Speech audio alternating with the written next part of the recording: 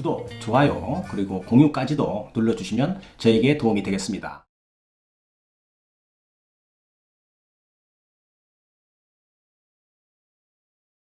안녕하십니까. 교통사고 합의 전문 채널 유국장TV입니다. 유국장TV는 교통사고 후에 힘에 부치는 약자를 돕고 정보를 드리는 교통사고 상담 전문 채널입니다.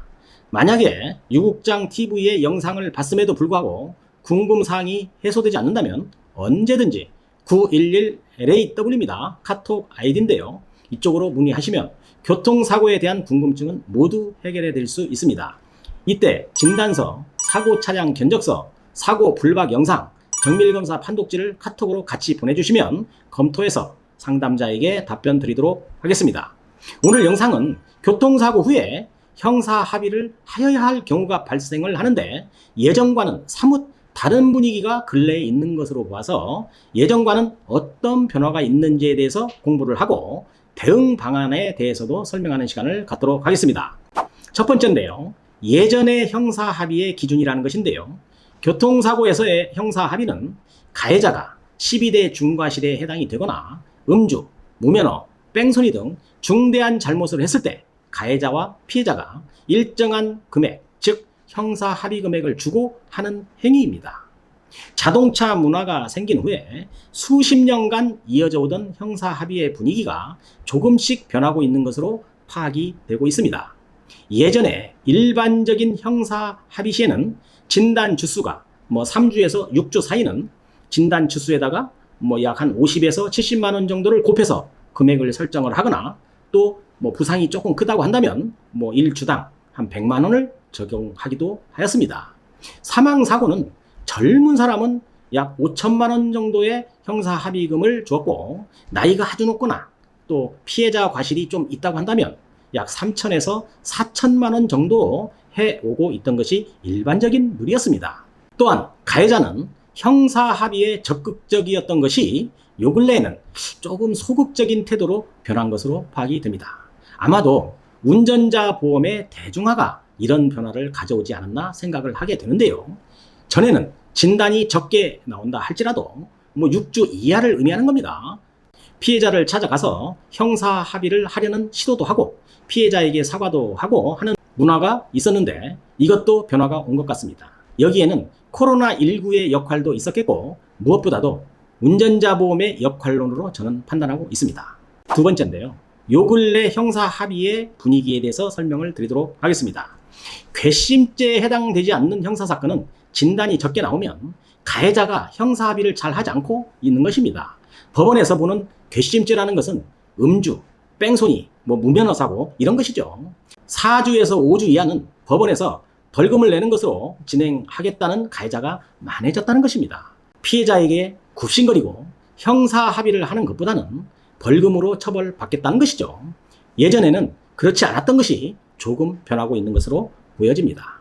만약 운전자 보험이 들어있는 가해자라고 한다면 가해자인데도 교통사고 피해자보다도 더 여유로운 모습을 보았기 때문에 세상에는 영원한 것이 없구나.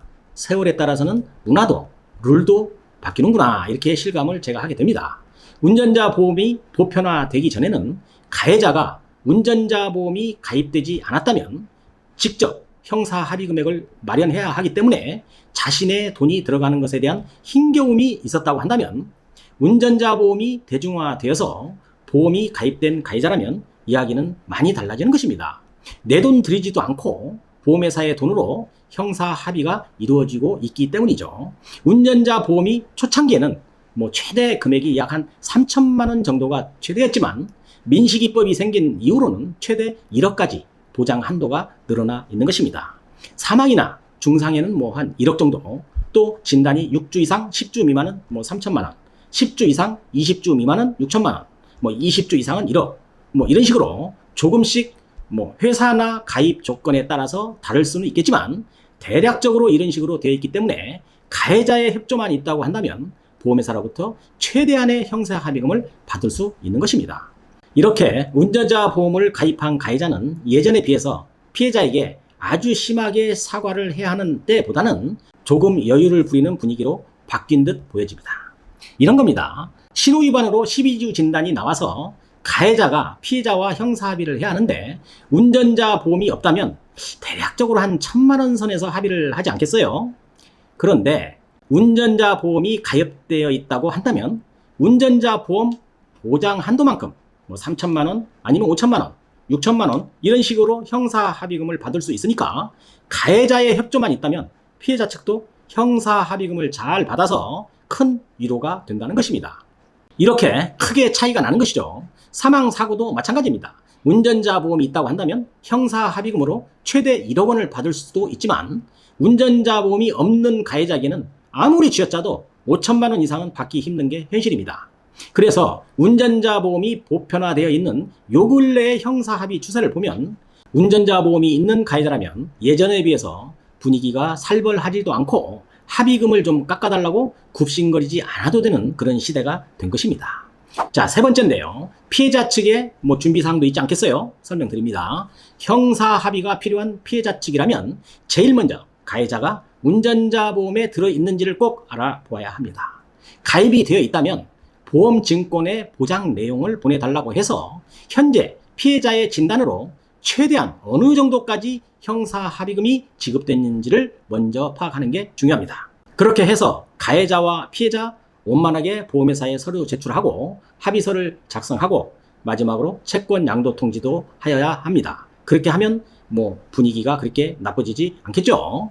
가해자는 내 돈 들지 않고 형사 합의를 해서 좋겠고 피해자는 형사 합의금을 충분히 받아서 큰 위로가 되었을 것이고 운전자 보험이라는 것은 아주 좋은 보험 제도임에는 틀림이 없어 보입니다. 참고로 저는 보험회사 결코 홍보하는 거 아닙니다. 운전하는 사람이 살아가는데 매우 필요하고 유용한 보험이라는 것을 강조하는 것입니다. 자, 결론입니다. 형사 합의의 형태가 예전에 비해서 변하고 있다는 거 설명을 드렸고요. 어차피 사고는 과거의 일이 되었는데 가해자가 운전자 보험을 가지고 있어서 피해자에게 큰 위로의 형사 합의금을 받으면 그것 또한 나쁜 일이 아니기 때문에 설명을 드린 것입니다. 오늘 영상이 교통사고로 인한 형사 합의를 할 때 가해자와 피해자 모두에게 도움이 되는 영상이 되길 바라면서 오늘 여기에서 마치도록 하겠습니다. 오늘 영상도 도움이 되셨다고 한다면 구독, 좋아요, 알림까지도 눌러주시면 감사하겠습니다. 유국장TV였습니다.